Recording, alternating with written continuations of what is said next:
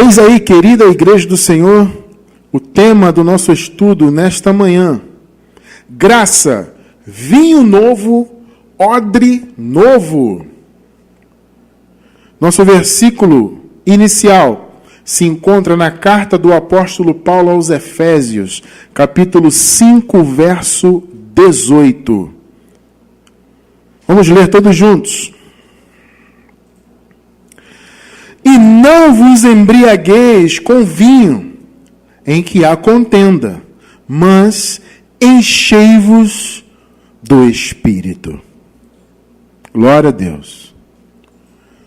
Amada Igreja do Senhor Jesus, pessoas abençoadas com todas as bênçãos, amados, selados com o Santo Espírito da promessa, co-herdeiros com Cristo, povo santo, igreja amada, sem ruga, sem mácula, irrepreensíveis diante de Deus.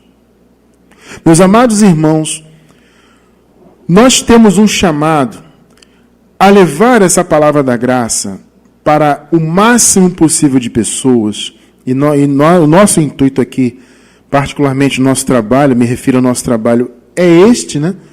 É fazer com que o máximo possível de pessoas conheçam essa graça, para que elas possam ser totalmente libertas do sistema religioso, de modo que elas venham viver o vinho novo e o odre novo. Para que elas venham abraçar esse chamado também, e para que elas venham também ser úteis ao reino. Né? É aquela história, né? O estudo, vamos dizer no caso, trazendo para o nosso exemplo, né, do nosso trabalho.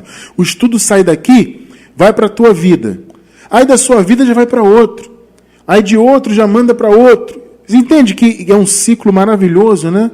Onde a palavra vai avançando e alcançando as vidas. Isso é importante. Porque o que acontece hoje, não hoje, né? Já muitos e muitos anos, séculos, né? O que acontece é uma mistura do novo com o velho. Né? Não houve no meio da religião em geral, e em especial essa religião que se denomina cristã, não houve uma ruptura. Não houve um entendimento, ou se houve, foi ocultado, vamos dizer assim, né? Mas podemos dizer que não houve nesse entendimento de uma ruptura plena com o sistema antigo. Então o que houve foi o quê? Uma mistura do sistema antigo com aquilo que o Senhor Jesus veio estabelecer de novo e eterno. A nova aliança, ela vai ser sempre nova. Isso é interessante, né? A nova aliança foi estabelecida lá na cruz de Calvário, na ressurreição de Cristo, e por fim selada plenamente na volta de Jesus no ano 70. Quando o templo de Jerusalém foi destruído, ali foi o fim definitivo da era da lei de Moisés. E uma nova era foi definitivamente inaugurada para sempre. Então podemos dizer que a graça ela já foi estabelecida há muitos e muitos anos. Mas ela continua nova porque é uma palavra que se renova. Sabe, é um entendimento que se renova. A cada vida que vai sendo alcançada por essa graça, é uma vida sendo renovada. Então acontece o renovo todos os dias, não só em quem está chegando na graça agora, como em nós mesmos que já conhecemos a graça. Essa palavra está sempre nos renovando, nos fortalecendo, nos colocando no caminho certo, nos eixos.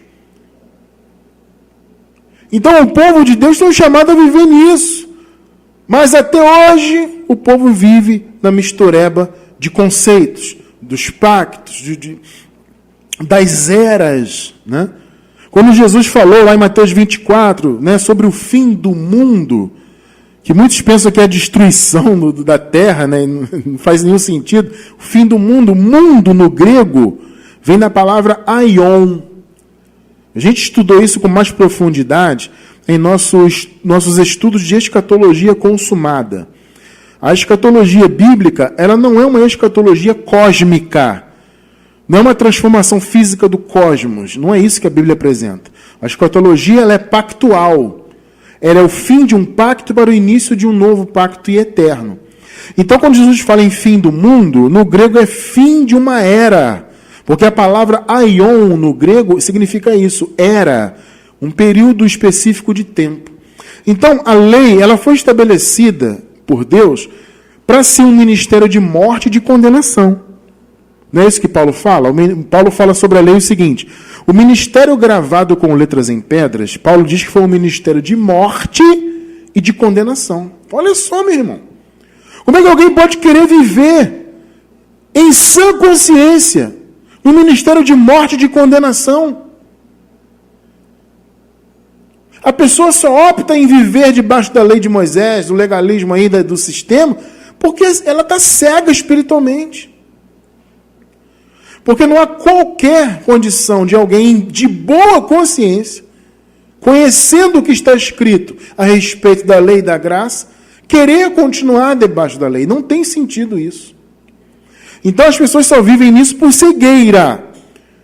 Daí a importância de se pregar a graça, de se levar essa verdade para que o povo acorde e abra os olhos.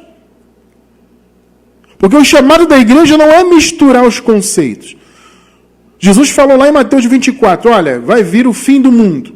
Ou seja, o fim de uma era. Que era essa? A era da lei, o antigo pacto. O antigo pacto foi estabelecido por Deus para ser um ministério de morte e de condenação, porque isso tinha que ser. Deus disse para o homem, se pecar, certamente morrerá.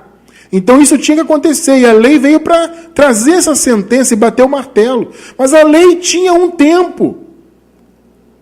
Alguns apregoam que a lei é eterna, que tem que se viver debaixo da lei, da Torá, eternamente, para sempre. E isso é uma negação terrível do conceito que Jesus trouxe. Jesus trouxe um conceito de ruptura. E ele fez a ruptura. Você vai entender isso ao longo do estudo hoje. Então Jesus trouxe um conceito de ruptura plena, porque Jesus sabia que a lei tinha um prazo de validade. Então lá na cruz, o Senhor Jesus cumpriu a lei em seu sentido espiritual, podemos dizer assim, né? Espiritualmente ele pôs fim à lei, ou seja, ele cumpriu tudo que a lei exigia. Jesus satisfez tudo, né? Todo o mandamento que dizia que sem derramamento de sangue não poderia haver remissão. Então Jesus, enquanto judeu e hebreu, ele veio cumprindo a lei, né? Em especial, antes dele assumir o seu ministério, Jesus cumpria a lei como qualquer outro judeu. Quando ele assumiu o ministério, ele começou esse processo de ruptura. Jesus passou a não viver mais naqueles mandamentos, literalmente naqueles mandamentos. Vocês podem notar que Jesus ele era muitas das vezes enfrentado, né, pelos escribas e fariseus, porque ele não observava ao pé da letra muitos daqueles mandamentos de homens ali. Então ele era enfrentado, né, o sistema judaizante e religioso, né, daquela época, enfrentava o Senhor Jesus porque achava ele um camarada que estava ali contra, e estava de fato, né, não contra o cumprimento da lei, do que eu particularmente chamo de espírito da lei. Né? Ou seja, o espírito da lei, a essência da lei foi cumprida. O que deveria ser cumprido foi cumprido por Jesus. E ele cumpriu em nosso lugar. Entende? Vocês entendem isso? Então o espírito foi cumprido. Agora Jesus começou ali um processo de ruptura. Ele já começou a apresentar que a visão dos fariseus e escribas e os doutores da lei não era a visão correta. Era uma visão hipócrita. Né? Era uma visão onde queriam mostrar santidade sem tê-la. Queriam apresentar-se maiores uns que os outros. Porque religião é isso, né, irmãos? Pode notar, nas igrejas do sistema é assim. É um querendo se mostrar melhor que o outro, um querendo ser mais santo que o outro. É evidente que não são todos, mas uma boa parte das pessoas vive, talvez a maioria vive, nesse ritmo. Quer demonstrar uma melhor aparência, uma melhor santidade, quer ter o destaque. Ainda que não aparente isso através da sua fala, mas no interior tem isso. O pessoal vive querendo mostrar que é mais santa, que se desenvolve mais, que faz mais pela igreja.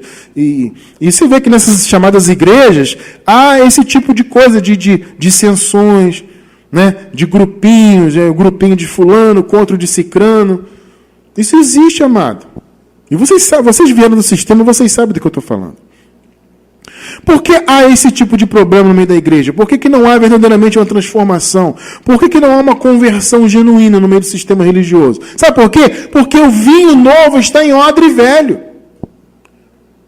O sistema está misturado. E aí não há um desenvolvimento.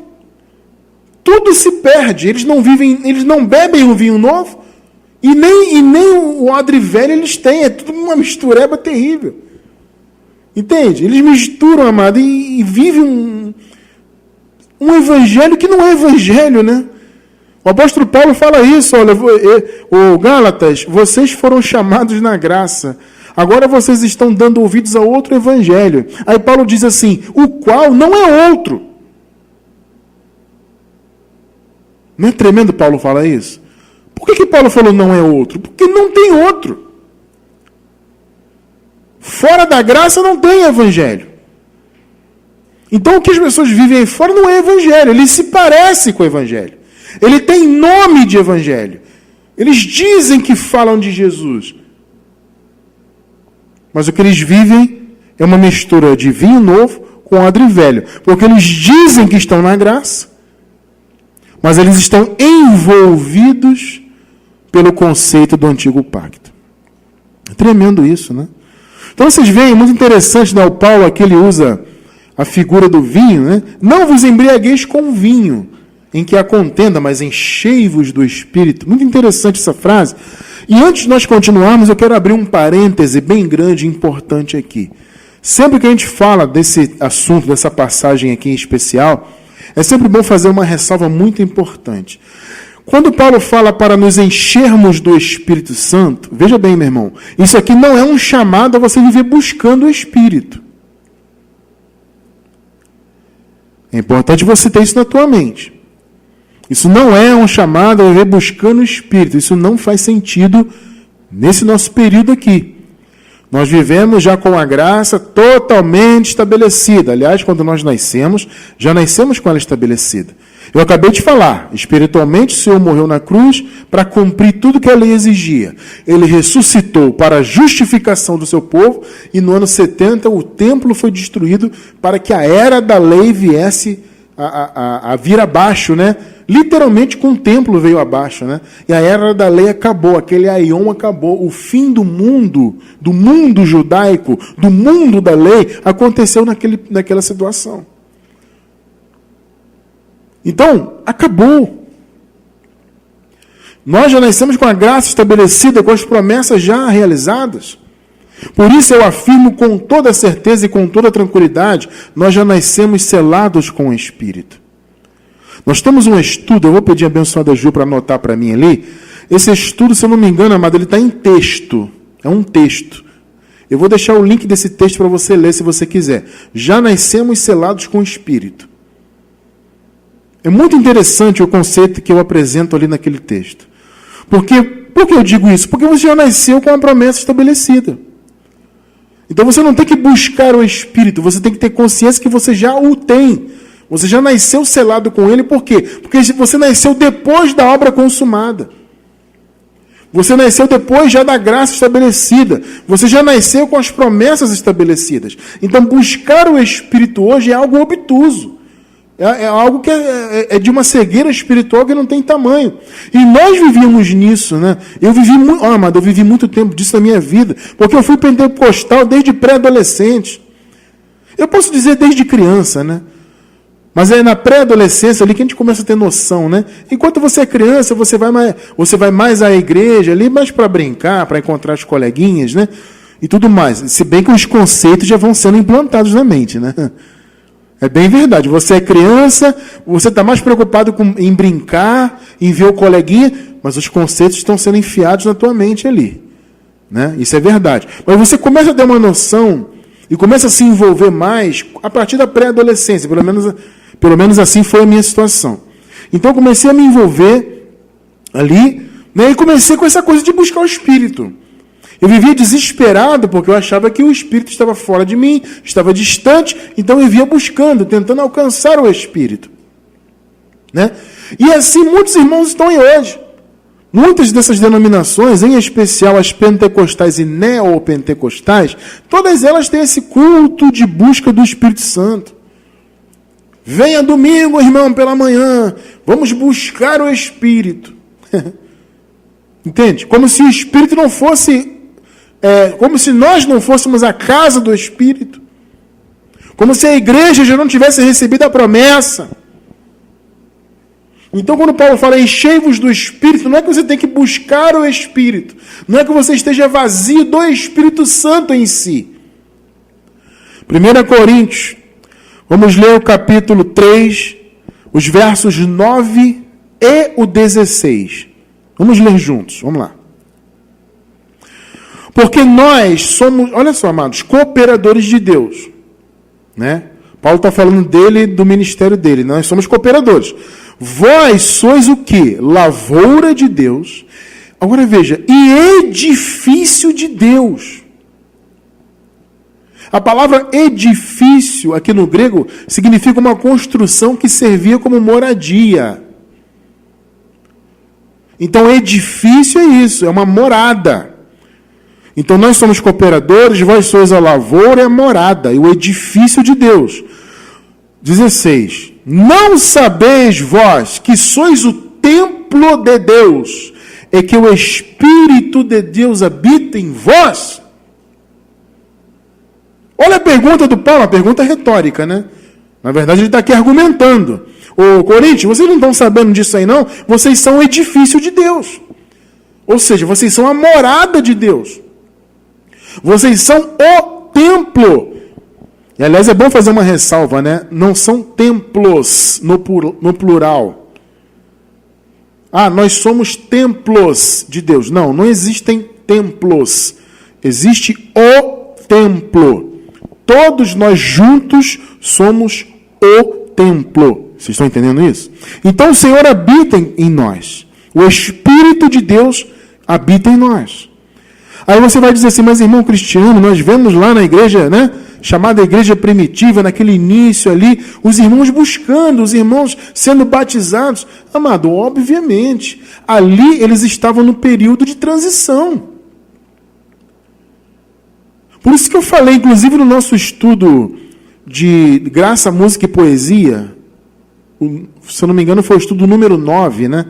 Para quem está ao vivo, claro, se você estiver vendo esse estudo aqui no futuro, talvez você encontre outros estudos lá. Mas atualmente nós estamos com 9 estudos, nós estudamos em cima de letras, né? Das letras das canções e tudo mais. No nosso estudo mais recente, no caso número 9, para quem está ao vivo, nós falamos a respeito dessa questão dos contextos, né? E falamos do contexto temporal. Basicamente, existem 3 divisões de tempo. Existe o contexto da antiga aliança, existe o contexto do período transitório, da cruz, né? Da morte do Senhor Jesus até a destruição do templo de Jerusalém e o fim da era da lei definitivo. E existe o período depois disso, ou seja, o período da graça estabelecida. Período este o qual nós vivemos e para sempre estará estabelecido. São basicamente esses 3 períodos. Você tem que ter isso em mente para você entender a palavra. Tem que saber separar os tempos. Antiga aliança, transição, nova aliança. A igreja inicial, aqueles primeiros irmãos, eles nasceram antes da cruz. Eles nasceram debaixo do pecado. Por isso eles nasceram sem o Espírito Santo. Quando Jesus morreu na cruz e cumpriu a lei, o que a lei exigia, né? Ressuscitou para trazer justificação, Jesus abriu as portas para que o Espírito viesse. Então, naquele período de transição, o Espírito começou a descer. Primeiro ele veio lá nos judeus, depois nos gentios. E foi até uma surpresa, né? Porque os judeus não esperavam que os gentios pudessem receber o Espírito. Então foi uma surpresa grande. Então o Espírito veio, ali foi um processo de transição. Por isso que você via, né? As pessoas buscando. Vamos ler aqui, Atos 19:6. Só para um registro histórico aqui. Olha só. E, impondo-lhes Paulo as mãos, veio sobre eles o Espírito Santo. E falavam em línguas e profetizavam. Ou seja, começou a haver um processo, né, de transformação na vida deles. Esses irmãos aqui nem sabiam que existia o Espírito Santo. Eles não sabiam, não tinha esse conceito.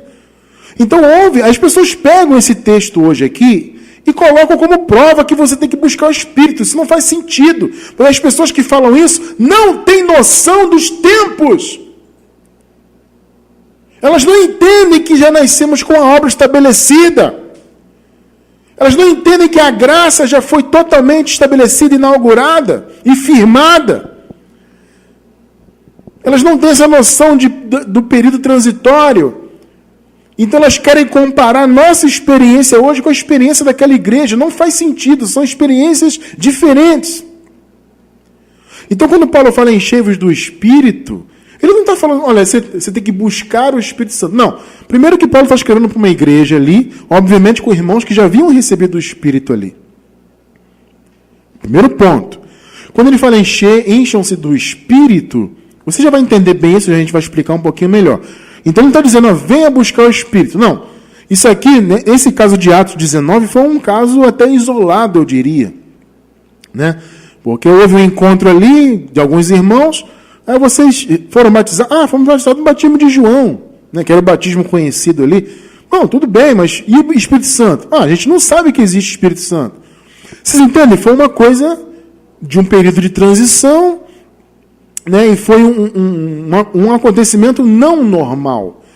Por quê? Você pode ver que nas cartas de Paulo, amado, é só você ver, amados, nas epístolas, não há qualquer referência à igreja buscar o Espírito. Você tem que observar isso, irmão. Entender o Evangelho é uma questão também de inteligência espiritual. É uma questão de lógica. Pega as cartas de Paulo de ponta a ponta. Vê se você... Observe aí. Vê se você enxerga o Paulo mandando alguém buscar o Espírito Santo. Não. Está claro isso? Fecha parênteses, tá? Então, irmão Cristiano, o que quer dizer encher-se do Espírito?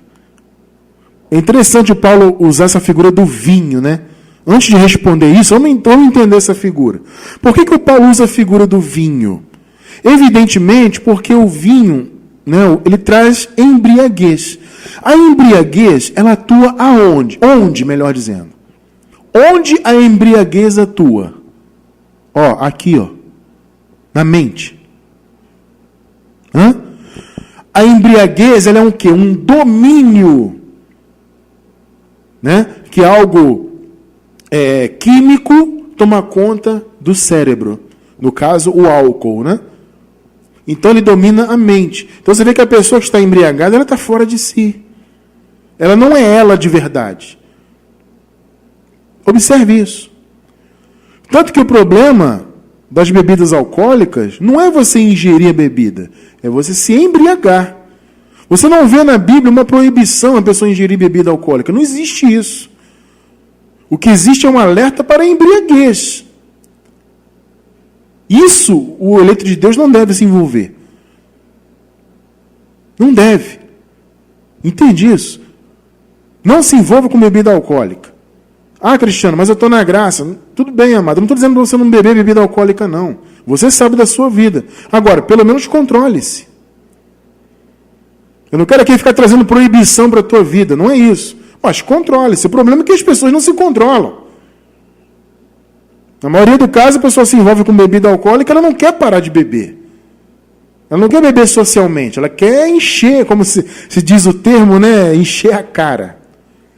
A Bíblia condena isso por quê? Por causa da mente, querido. Então o problema não é você ingerir bebida alcoólica. Tanto que Paulo fala para Timóteo beber vinho. Paulo fala, Timóteo, beba vinho. Beba mais vinho e menos água. Paulo fala isso para Timóteo, irmão. Agora eu pergunto, você vê Paulo mandando Timóteo se embriagar? Não, é diferente.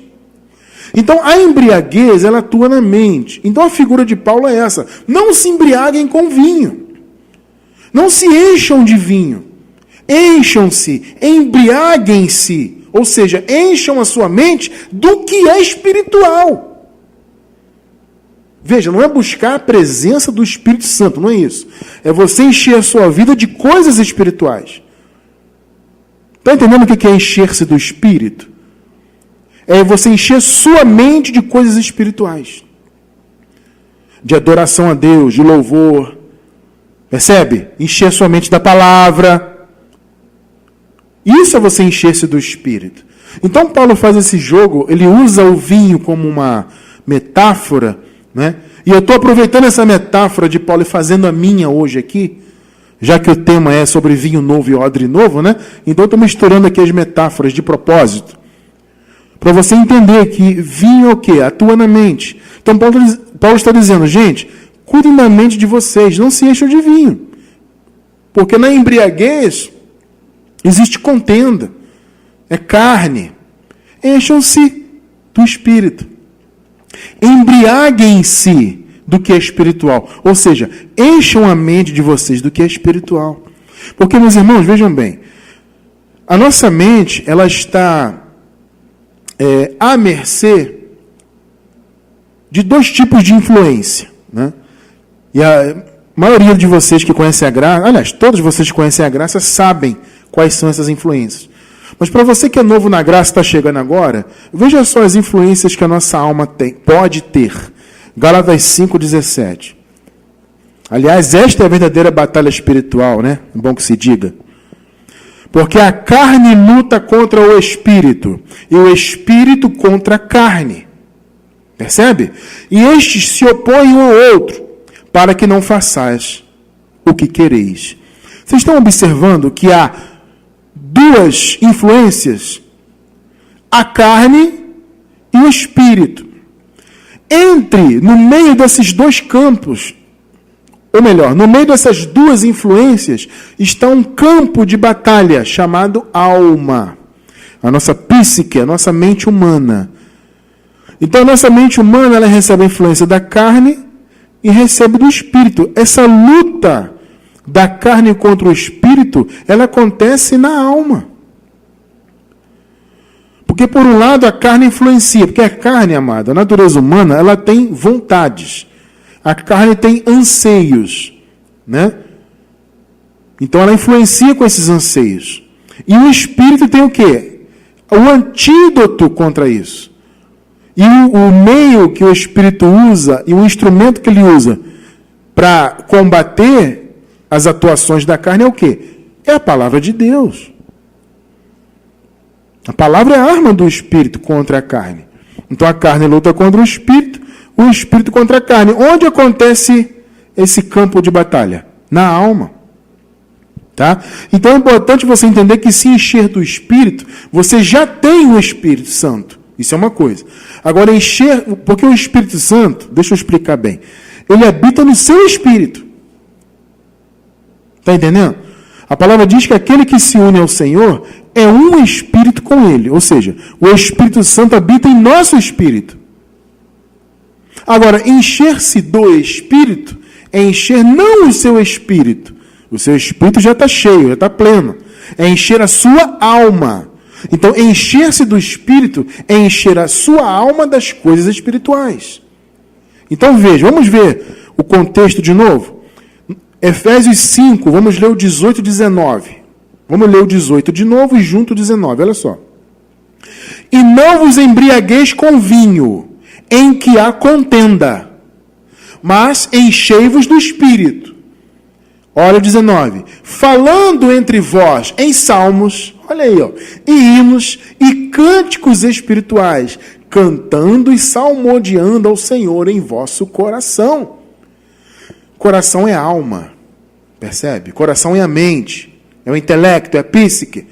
Você está vendo? O que Paulo está dizendo? Gente, encham a mente de vocês não com vinho. Né? É uma metáfora, né? Um jogo de palavras que Paulo faz. Não deixe o vinho dominar a mente de vocês. Não, embriaguem-se com coisas espirituais.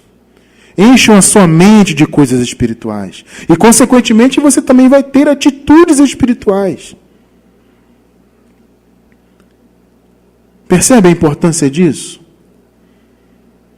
Você encher a sua mente, e aí eu estou juntando as duas metáforas, né? A de Paulo e a de Jesus. Você encher a sua mente do vinho novo. Você já vai entender bem o que é esse vinho novo. Percebe, amado? Enche a sua mente do vinho novo. Faça na sua vida uma ruptura completa e absoluta com o sistema religioso, com o sistema que traz para a vida do povo o antigo pacto. Pacto este que já foi cumprido, estabelecido, e já teve o seu fim definitivo. Mas as pessoas insistem em ressuscitar esse antigo pacto. E aí misturam vinho novo com odre velho. Então, encha-se do verdadeiro vinho. O vinho novo. Encha a sua mente de coisas espirituais. Isso, amado, é ser dirigido pelo Espírito. É aquilo que eu falei agora há pouco. Nós temos duas influências. A carne influencia, e ela influencia até mais. Porque a carne é a nossa experiência diária, né? Nós estamos aqui vivendo um período onde estamos vivendo na carne, né? Então a carne ela vai influenciando naturalmente. Você acorda, você está vivendo na carne. Você dorme, está dormindo na carne. Então a influência da carne ela está até mais presente. Por isso que quando você é um eleito de Deus e tem consciência da sua posição, você tem que buscar as coisas espirituais para ver um contrabalanceamento. Porque senão a balança da carne vai pesando mais. Então, à medida que você vai, né, se envolvendo e se enchendo de coisas espirituais, se enchendo de louvor, se enchendo de conhecimento, se enchendo da palavra da graça, entende? Você vai balanceando, e o ideal é que a balança pese mais para o Espírito, né? Porque aí você está sendo direcionado pelo Espírito. Porque se você está cheio do Espírito, ou seja, você está com a sua mente cheia de coisas espirituais, obviamente você vai ser conduzido pelo Espírito. Romanos 8,14. Pois veja bem, todos os que são guiados pelo Espírito de Deus, esses são filhos de Deus. Observe o seguinte, você está vendo o versículo aí? Observe o seguinte, aqui Paulo está falando o seguinte, quando ele fala todos, é judeus e gentios, todas as etnias. Paulo está dizendo o seguinte, gente, o Filho de Deus não é quem é judeu na carne. Não tem mais isso de judeu na carne, para Deus não. Você está entendendo? O Filho é quem é guiado pelo Espírito. Porque o judeu, ele se via muito, né? Ele se via muito na carne. Não, eu sou judeu, eu sou hebreu, eu sou descendente de Abraão, eu sou escolhido de Deus. Vocês entendem que havia esse tipo de empáfia? Havia isso aí. Aí Paulo está dizendo, olha, não são só os judeus não, que são filhos não.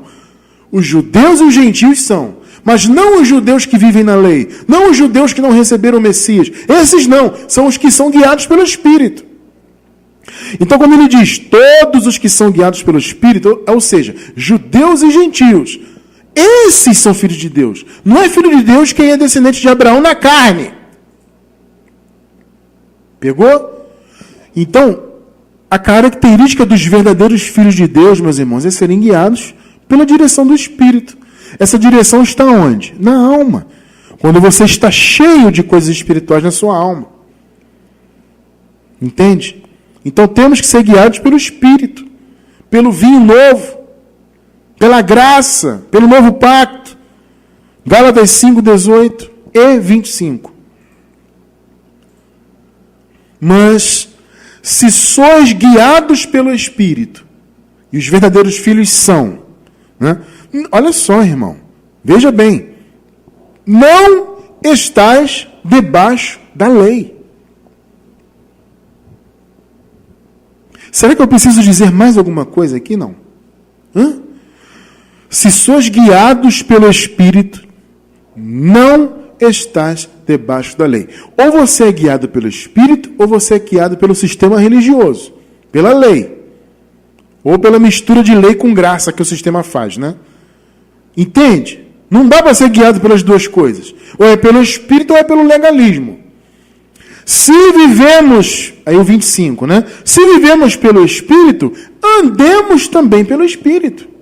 Não pela direção da lei, não pela direção religiosa, mas pela direção da palavra.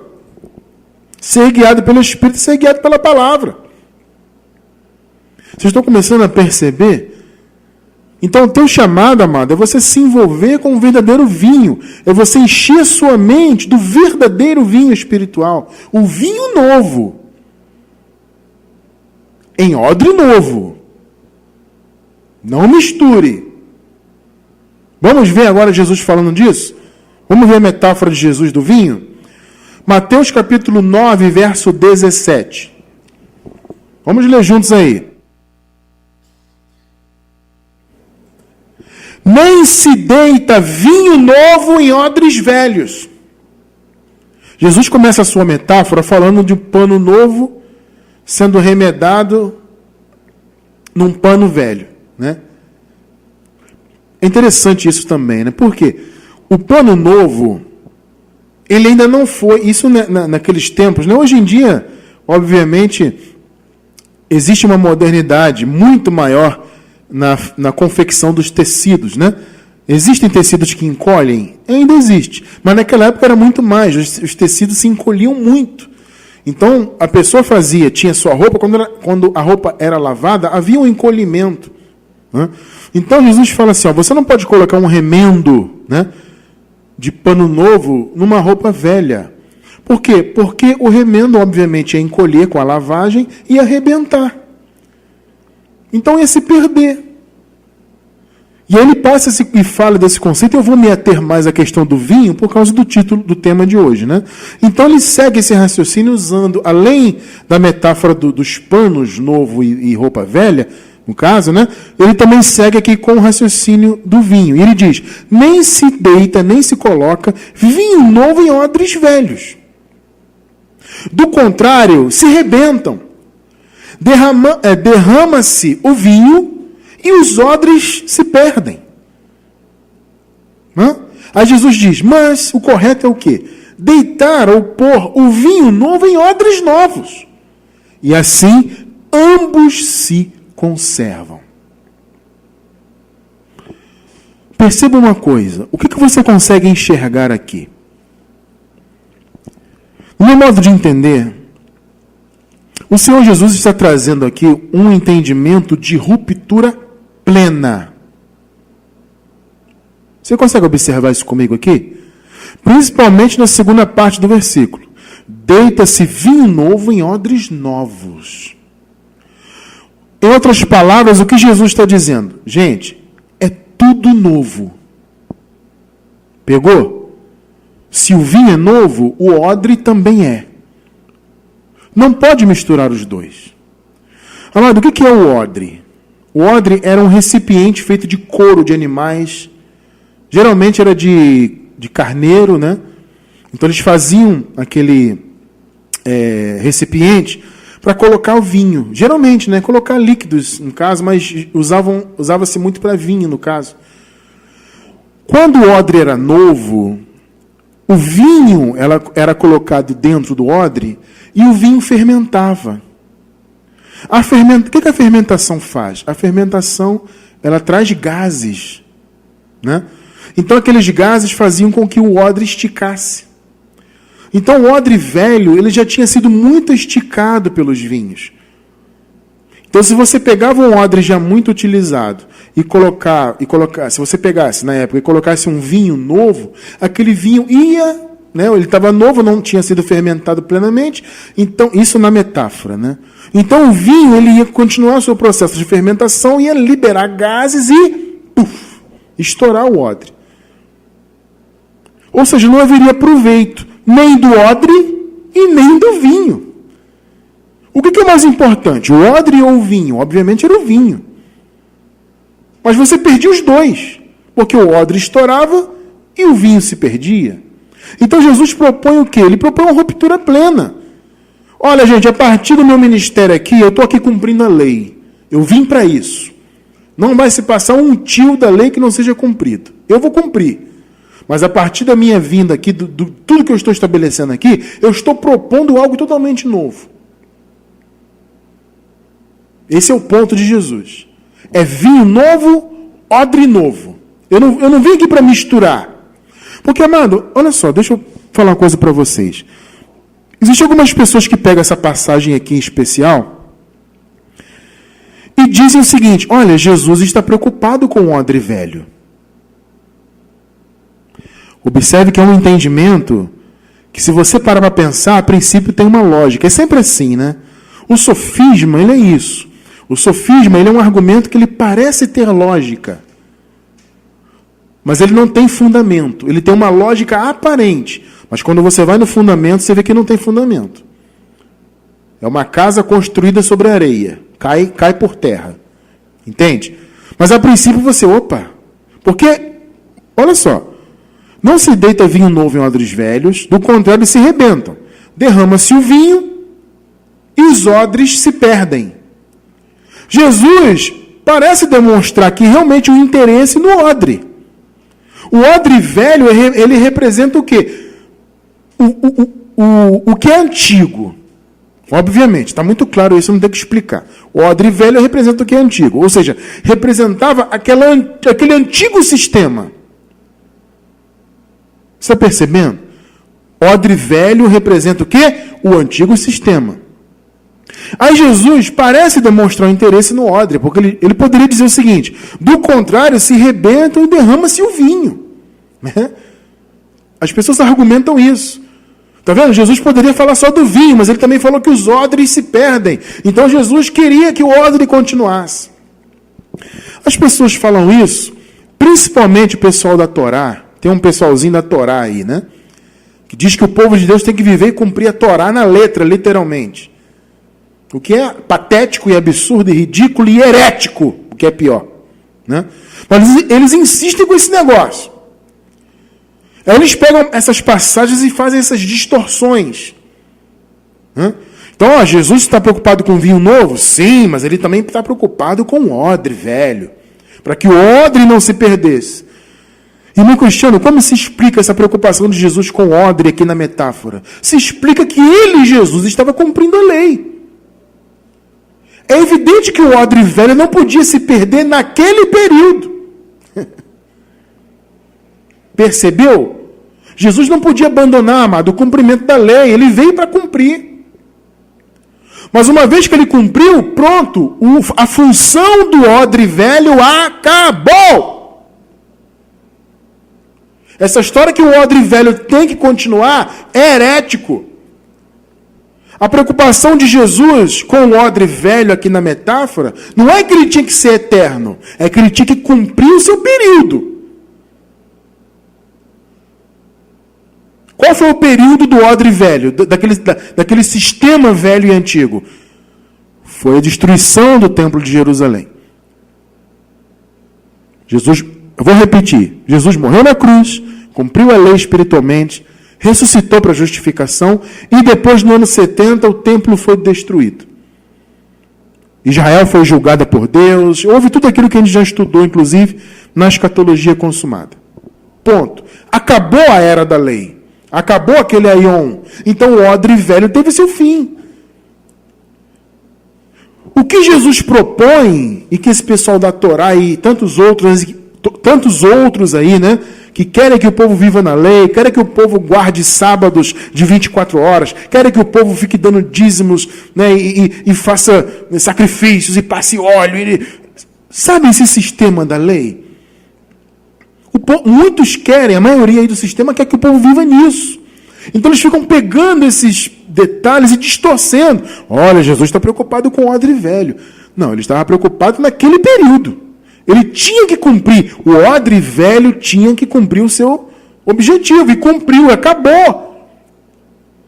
Jesus propõe logo depois que tinha que se deitar vinho novo em odre novo. Ou seja, está muito claro que a proposta de Jesus era o quê? Tudo novo. O que a igreja do sistema religioso hoje propõe para o povo é o quê? A mistura do novo com o velho. Por isso que na igreja do sistema há o que há. Engano, mentira, roubalheira, falsidade, carne ativada. É isso que há no meio do sistema. Não há transformação. No máximo, olha, no meio da religião, o máximo que acontece é uma disciplina.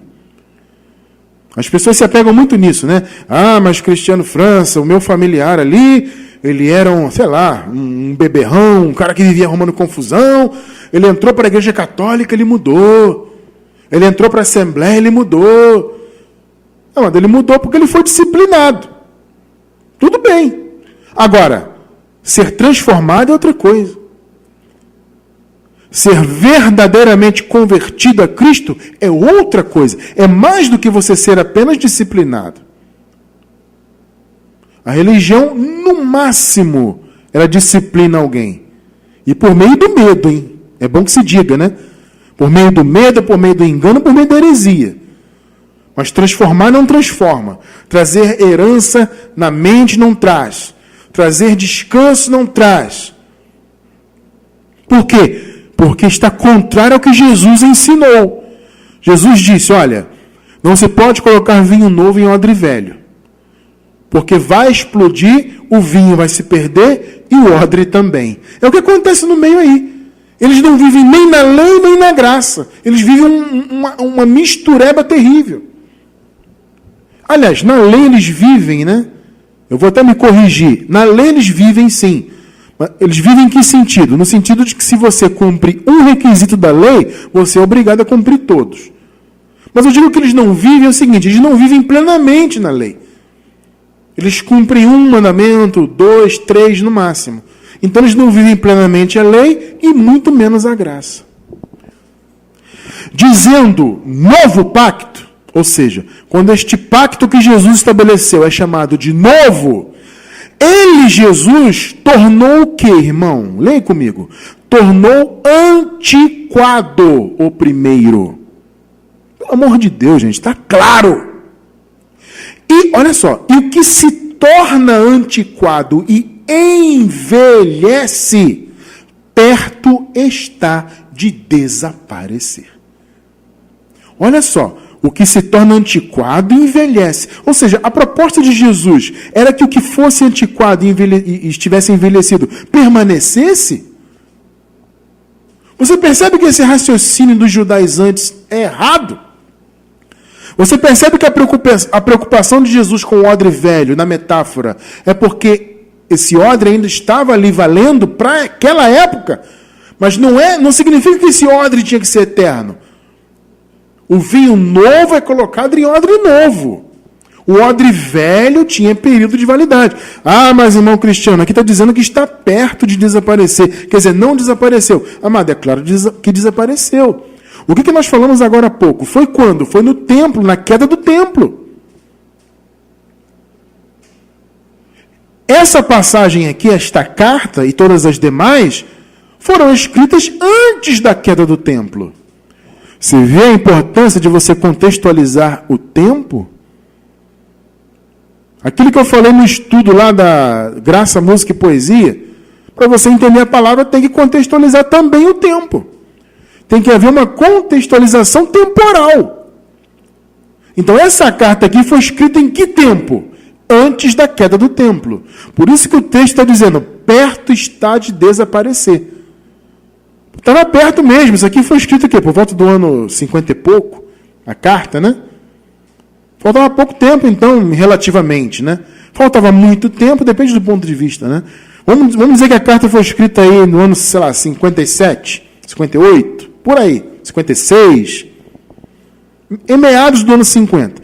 Então faltava o que ali? Uns 12, 13, 15 anos para a queda do templo. É muito tempo, mas em relação ao tempo que nós vivemos hoje é pouco. Então estava perto de desaparecer, faltava alguns anos. E desapareceu. Então o odre velho desapareceu. Entende? Não caia nessa conversa de legalista. Não caia nessa conversa dessas pessoas que querem que você viva cumprindo o Torá na letra. Nós não vivemos da letra, vivemos do espírito. A letra mata. Então cuidado com isso, irmão. Porque está cheio de gente aí na internet pesquisando e caindo em vídeo aí dessas pessoas da Torá e ficando confusas. Eu sei porque eu recebo as mensagens dos irmãos. O odre velho acabou.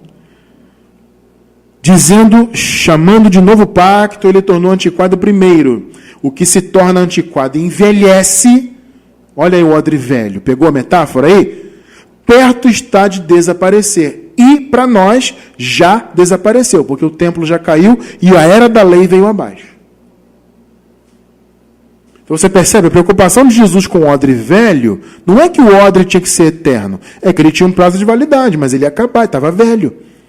Jesus ainda precisava cumprir o odre velho, mas ele já estava propondo que uma nova era, estava propondo uma nova visão, Jesus estava propondo uma ruptura completa. Vinho novo, odre novo. Então é preciso que a igreja hoje viva essa ruptura completa. É exatamente o que o sistema aí fora não vive. Porque eles dizem que estão na graça, mas eles tomam Santa Ceia. Amado, a Santa Ceia, essa cerimônia que eles fazem, ela sequer existe na Bíblia. Esse negócio de comer um pedacinho de pão, beber um suquinho, isso não tem isso na Bíblia aí.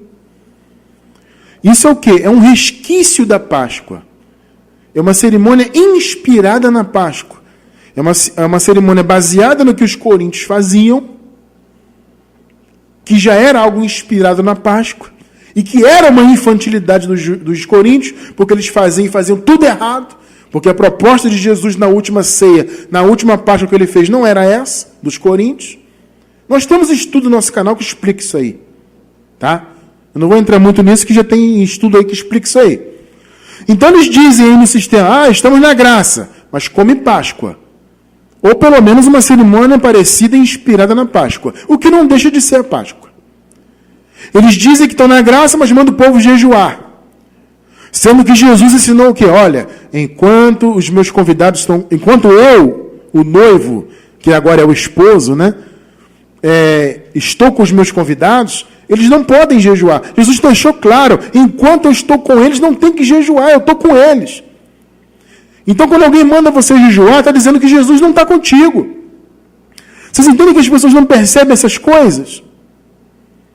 Então, diz que está na graça, mas faz Santa Ceia. Diz que está na graça, mas manda jejuar. Diz que está na graça, mas diz que você tem que dar dízimo. Diz que está na graça, mas diz que você tem que passar um óleo. O que é o óleo? O óleo é uma representação do Espírito Santo. É uma coisa que vem do Antigo Pacto, é um costume do Antigo Pacto. Você vê Paulo ensinando isso? Não vê. Mas o Tiago, que já não falou para ungir com óleo. Quem falou foi Tiago, não foi Paulo. Por acaso o Tiago teve revelação da graça?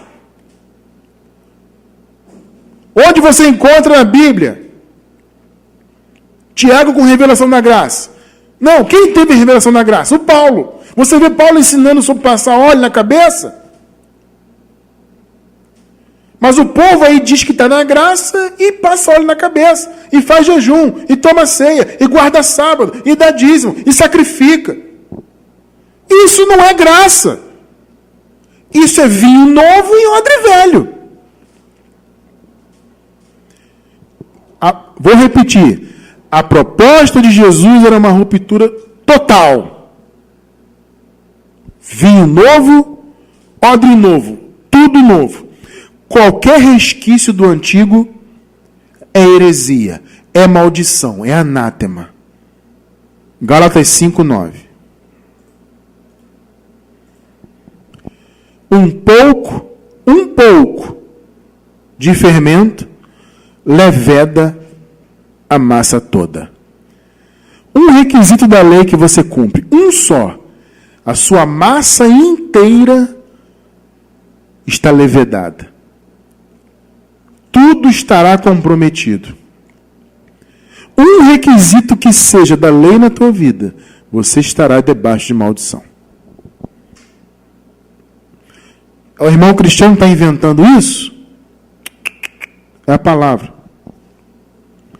Ruptura plena. A nossa proposta aqui, nosso ministério sempre foi essa. Ruptura total. Porque foi a proposta de Jesus.